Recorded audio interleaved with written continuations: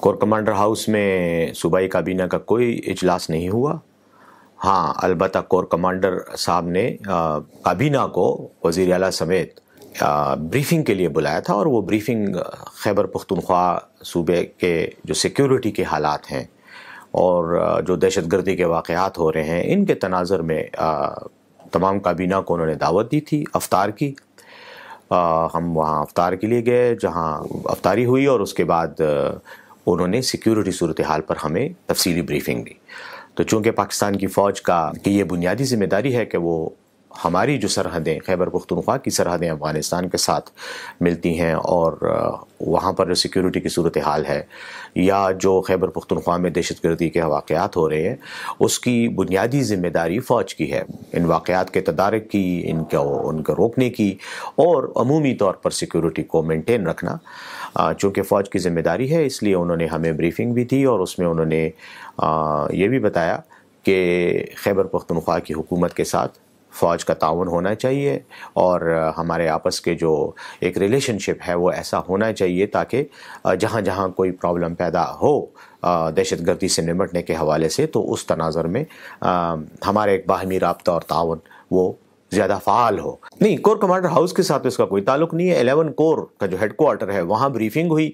और उसके बिल्कुल सामने कोर ऑफिसर्स मेस है, वहाँ पे पहले अफ्तारी हुई, वहाँ हम जमा हुए, अफ्तारी की, नमाज मगरिब अदा की, उसके बाद हम कोर हेड क्वार्टर आए 11 कोर के, और वहाँ पर हमें उनका एक ऑडिटोरियम है जिसमें हमें प्रेजेंटेशन दी गई। प्रेजेंटेशन के बाद कोर कमांडर साहब ने और उनके स्टाफ ने हमें मुख्तलिफ जो इश्यूज़ हैं, मुख्तलिफ जो एंगल्स हैं सिक्योरिटी रिलेटेड सिचुएशन के, उन पर ब्रीफिंग दी, और उसके बाद क्वेश्चन आंसर सेशन हुआ। फिर वज़ीर आला साहब ने एड्रेस किया सबको, हुकूमत की जो तरजीहात हैं और इस हवाले से जो इक़दामात हम करना चाह रहे हैं उन पर वज़ीर आला साहब ने बात की, और एक अच्छे एक्सचेंज ऑफ थॉट्स हुआ, एक एक्सचेंज ऑफ व्यूज़ हुआ, जिससे हमें भी काफ़ी क्लैरिटी हुई बात सिक्योरिटी रिलेटेड मामलात की, और मैं समझता हूँ कि हमारी बातचीत से यकीनन फ़ौज को भी हमारे हवाले से एक पॉजिटिव ही सिग्नल्स गए हैं, और उनको भी हमने एतमाद में लिया अपने मामलात के हवाले से। तो पहले तो कोर कमांडर हाउस में नहीं हुआ, कोर हेड क्वार्टर में हुआ, इजलास नहीं हुआ, बल्कि उनकी दावत पर हम गए और उन्होंने हमें अफ्तार की दावत दी,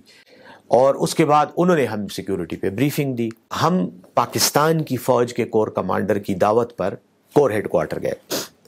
हम इंडिया की फ़ौज की कोर कमांडर की दावत पर इंडियन आर्मी के